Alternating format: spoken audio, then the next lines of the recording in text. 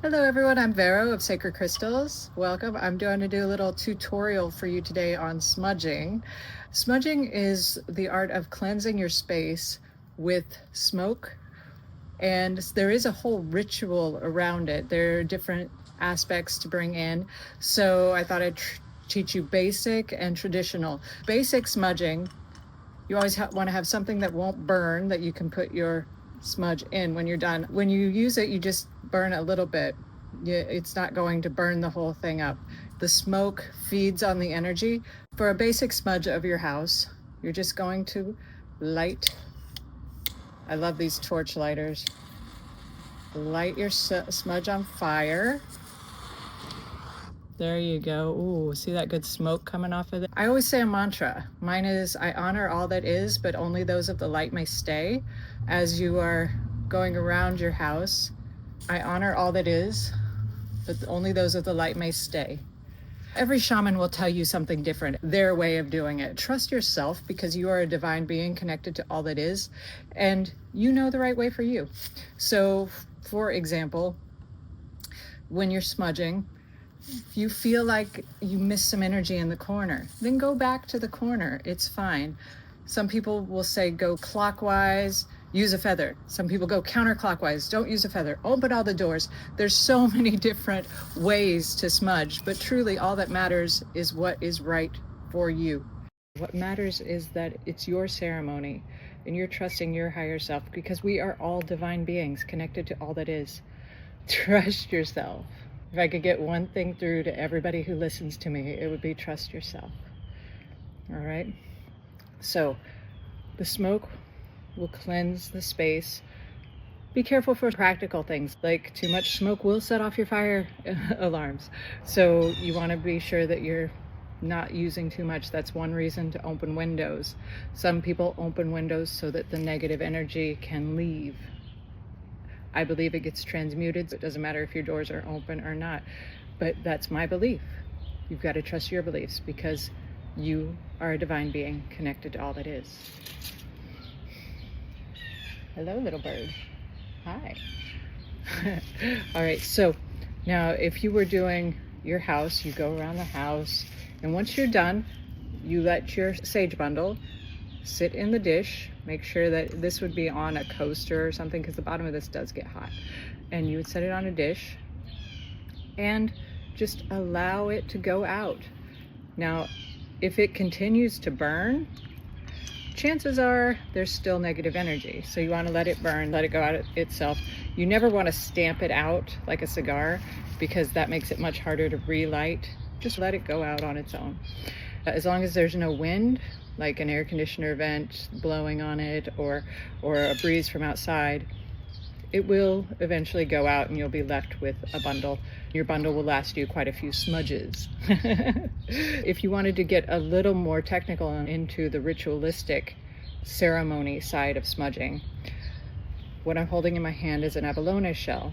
The abalone shell, or puka shell, represents the water element. So you have the representation of all the elements in a ceremony. You've got your water element, you've got your earth element, which is the sage bundle itself. You have the fire, which is the fire that is burning the sage. And you have the air, which is the smoke itself. Some people will use a feather to represent the air element. All right, so you've got all four elements represented, and of course the fifth element is spirit, which is you, connecting through all that is. All right, beautiful ritual. So those are the four elements. Now there's also one other thing. There's a Trinity of Smudging. So the Trinity of Smudging is starting with an element called sweetgrass. This is from Native American tradition. It's this long grass that grows, and it's cut and braided traditionally.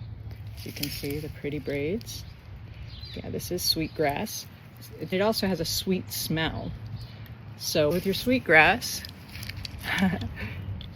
you just light an end, sweetgrass doesn't stay burning as long as the sage will.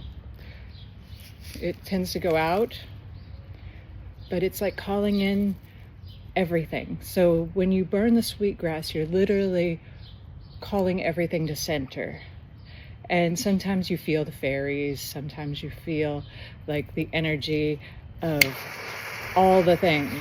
So when you burn the sweetgrass, know that you're pulling in all the energies around you, no matter what they are. If there's less than light energy, you're going to call in some less than light energy. If there's little fairies, if there's pixie energy, little fun things, you call it all in. And it's funny because I just am now seeing all these little wings flying around me, all these little bugs in the grass that weren't moving around before. So that's kind of fun. All right, so you call it all in with the sweetgrass. Next, you burn the sage. The sage, once you call it all in, clears everything out. So you call in all the energy, and then you burn the sage and clear the energy. Only those of the light may stay. That's why I always say I honor all that is, but only those of the light may stay. So I honor all that is, but only those of the light may stay. And you burn your sage. I love to use a feather. The feather is my choice. So I will waft the energy. Welcome to your daily smudging. You get some nice, clear energy right to you. Blessings. And then when you are doing a ceremony, the final step is your Palo Santo. So your Palo Santo also doesn't stay lit like sage. Get a nice fire going. You can see the red of the Palo Santo. Yeah, get it going. Also, like the sweetgrass, Palo Santo doesn't stay lit. It needs to be relit many times.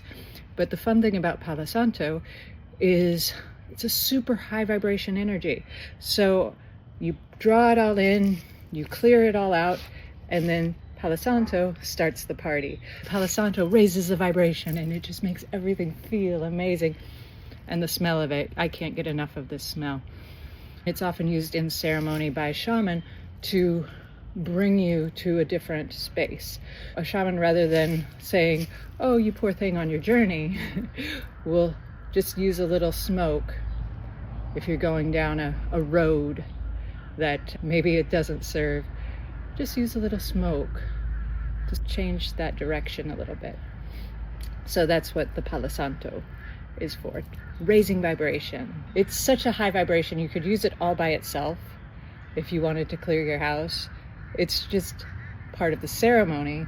Sweetgrass, sage, Palo Santo. And again, I love using a feather. Locally found, no bird harmed feather. All right, so that is how you do a smudge. A lot of people will sage other individuals before they come into a sacred space. So you get the little sage. And interestingly enough, selenite as a crystal kind of works like a sage stick.